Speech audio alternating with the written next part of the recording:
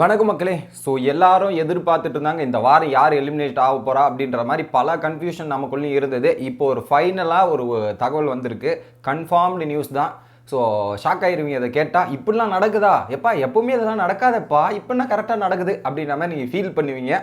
So இன்னையோட elimination நாளையோட elimination யாருன்னு பார்த்தீங்கன்னா ஜோவிகா தான் பிக் பாஸ் வீட்டை விட்டு வெளியேறுகிறார் அப்படின்ற மாதிரி ஒரு உறுதிகட்ட தகவல் வந்திருக்கு. ஸோ இது உண்மைதான் மக்களே. ஸோ எப்பவுமே இது நடக்காதே, எப்படி இது அவங்கள வச்சுருந்துருப்பாங்களே, வனிதா மேடம் உள்ள வந்து பல விஷயங்கள் பேசுவாங்க, இதெல்லாம் பண்ணுவாங்கன்னு வச்சுருந்துருப்பாங்கன்னு நினச்சா இப்படி கரெக்டான டிசிஷன் எடுக்கிறாங்களா விஜய் டிவி அப்படின்ற மாதிரி நீங்கள் ஆச்சரியப்படலாம். அந்த மாதிரி ஒரு டிசிஷன் தான் எடுத்திருக்காங்க. ஸோ ஃபைனலாக வந்து ஓட்டிங்கில் லீஸ்ட் அன்அஃபிஷியலாக பார்க்கும்போது ஓட்டிங்கில் லீஸ்ட் இருந்தது ஜோவிகா தான். ஓகேங்களா, கண்டிப்பாக அவங்க வீட்டை விட்டு வெளியேற கேட்டகரியில் தான் இருந்தாங்க. அவங்க கூட இருந்த டேஞ்சர் ஜோனை கம்பேர் பண்ணும்போது ஜோவிகா ரொம்ப வீக். இந்த வாரம் இல்லை, கடந்த ஒரு 4 வாரமாக எடுத்துக்கலாம். ஒயில்ட் கார்டு என்ட்ரி ஆனதுக்கப்புறம் ஜோவிகா இருக்காங்களா, இருக்காங்க, அந்த கேங் கூட இருக்காங்க அப்படின்ற மாதிரி தான் பார்க்க முடிஞ்சது. ஸோ அந்த வகையில் இந்த வாரமும் நீங்கள் எடுத்து பாருங்கள் ஜோவிகா இண்டிவிஜுவலாக இருக்கும்போது எப்படி இருந்தாங்க, கடந்த 4 வாரமாக ஜோவிகா எப்படி இருந்தாங்க, ஆளே அட்ரஸ் தெரியாமல் இருந்தாங்கன்னு தான் குறிப்பாக.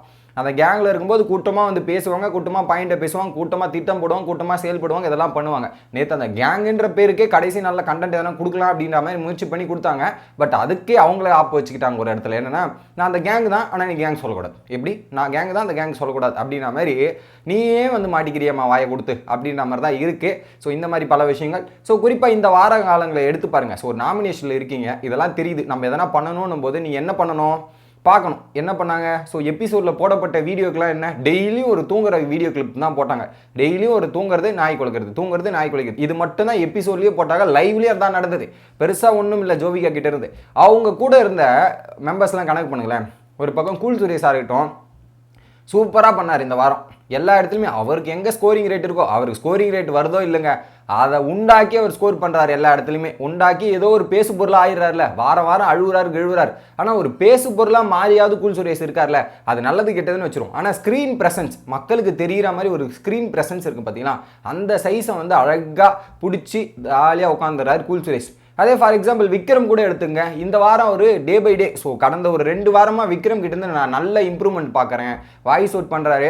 பட் எனக்கு என்ன பிரச்சனை, அர்ச்சனா கிட்ட மட்டும் தான் வாய்ஸ் அவுட் பண்ணுறாரு, மற்ற யாருக்கிட்டையும் வாய்ஸ் அவுட் பண்ண மாட்டேங்கிறாருன்றது தான் பிரச்சனை. நேற்றுலாம் வந்து செருப்பால் அடிப்பேன் அப்படின்னு சொல்கிறாங்க, ஈன்னு சிரிச்சுட்டு வந்தார். அதுக்கப்புறம் வந்து சாரி கேட்டுறாங்க. இதே அர்ச்சனா எதனா சொன்னால் மட்டும் பொங்கி எழுறார், அவ்வளோ பேசிக்கிறார். அதை மற்றவங்ககிட்டையும் பேசினா நல்லா இருக்கும். விக்ரம் உன்னோட பொட்டன்ஷியல் நல்லா ரீச் ஆகும். பட் எனிவே அதெல்லாம் விட்டுருங்க. அப்படின்னு பார்த்தாலுமே ஸ்க்ரீன் ப்ரெசன்ஸ் எடுத்துங்க. அர்ச்சனா கூட சண்டை போடுறது, வேலை செய்கிறதுன்ற மாதிரி ஒரு பயங்கரமான ஒரு ஜோனில் இருக்கார். அதை தவிர்த்து ஜோவிகா இல்லை அப்படின்றதான் இருந்தாங்க. நேற்று சண்டையில் இருந்தாங்க. ஆனால் நேற்று சண்டைலாம் ரொம்ப டிலேமா. ஏன்னா ஃப்ரைடே ஓட்டிங் ப்ராசஸ் வந்து திங்கக்கிழமையிலேருந்து ஸ்டார்ட் ஆகுது. நீங்கள் ஃப்ரைடேயில் வந்து ஓட்டிங் ப்ராசஸ் ஃப்ரைடே டெலிகாஸ்ட் ஆனால் அன்றைக்கி ஒரு நாள் தான் ஓட்டிங் வரும். நீங்கள் டே 1லேருந்து பர்ஃபார்மன்ஸ் எதனா பண்ணிட்டு இருந்தீங்கன்னா அதுக்கேற்ற மாதிரி ஓட்டிங் வந்திருக்கலாம். பட் கடைசி நாள் இப்படி பண்ணதும் டிலே. ஸோ அஃபிஷியலாக ஜோவிகா வீட்டை விட்டு வெளியேறி இருக்காங்க. ஸோ இதில் குறிப்பிடத்தக்கது என்னென்னா, யாரெல்லாம் பிரதீப்புக்கு ரெட் கார்டு தூக்குனாங்களோ அந்த கேங்லேருந்து ஒவ்வொருத்தராக வெளியே போகிறாங்க அப்படின்றது தான் உண்மை. இது அழகாக வந்து நேற்று நைட் அர்ச்சனை கணிச்சிட்டாங்க. அவங்க கேங்கில் இருக்க மெம்பர் தான் ஒன்றா வெளியே போகுது, கரெக்டாக தெரியுது அப்படின்ற மாதிரி அர்ச்சனா நேற்று நைட்டே கணிச்சிருந்தாங்க. அதுதான் நடக்குது. எடுத்து பார்த்தீங்கன்னா for example Gana Bala, Akshaya, Bravo, Aishu, இப்போ ஜோவிகா, இந்த மெயின் டிக்கெட் எல்லாம் வெளியே போதா. இது ஒரு பக்கம் பயமாக. இப்போ என்னென்னா அவங்களுக்கு ஒரு பக்கம் ஷாக் ஆயிடுவாங்க.